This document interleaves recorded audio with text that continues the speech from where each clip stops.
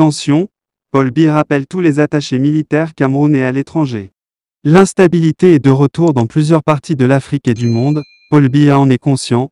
C'est dans ce cadre que le président de la République a décidé de rappeler tous les attachés de défense et conseillers militaires près des postes diplomatiques du Cameroun à l'étranger.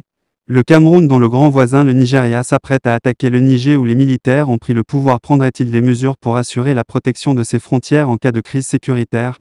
C'est ce que pensent certains analystes sur le continent.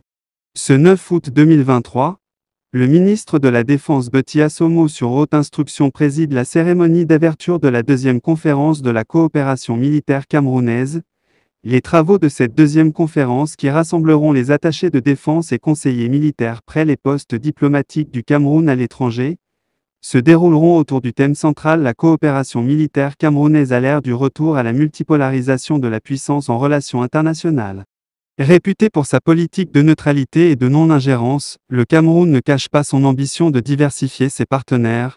Paul Biya, le chef de l'État de la République du Cameroun, longtemps considéré comme le bon élève de la France, affiche fièrement son rapprochement de la Russie. Il a participé il y a quelques semaines au deuxième sommet Russie-Afrique sur invitation de son homologue Vladimir Poutine. Avant de se rendre en Russie, il a également participé à Paris-France au sommet organisé par Emmanuel Macron pour un nouveau pacte financier mondial. Depuis le coup d'État intervenu au Niger le 26 juillet 2023, Yaoundé s'est abstenu de se prononcer comme l'ont fait ses voisins du Tchad et du Nigeria. Sanctions contre le Niger, le Cameroun, une option pour les putschistes. Les nouvelles autorités du Niger tiennent tête à la communauté économique des États de l'Afrique de l'Ouest (CEDEAO).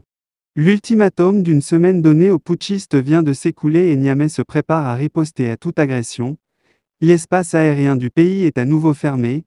Dans un communiqué lu à la télévision nationale nigérienne, les nouvelles autorités disent avoir constaté des mouvements dans 2 pays de l'Afrique centrale que se prépareraient à l'attaquer.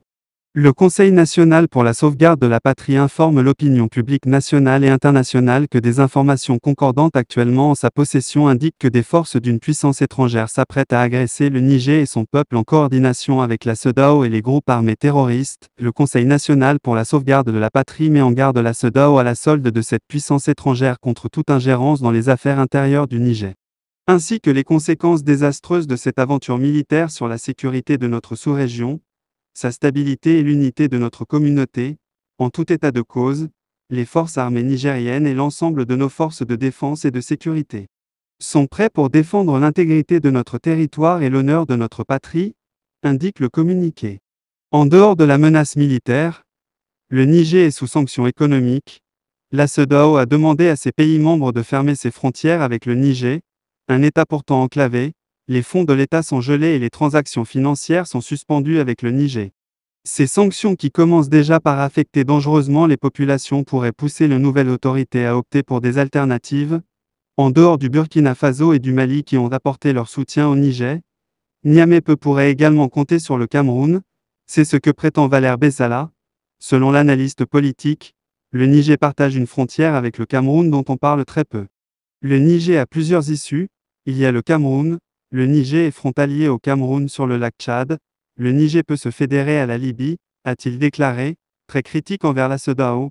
Bessala estime que l'organisation sous-régionale ne serait pas en mesure de mettre à exécution sa menace d'intervention militaire au Niger.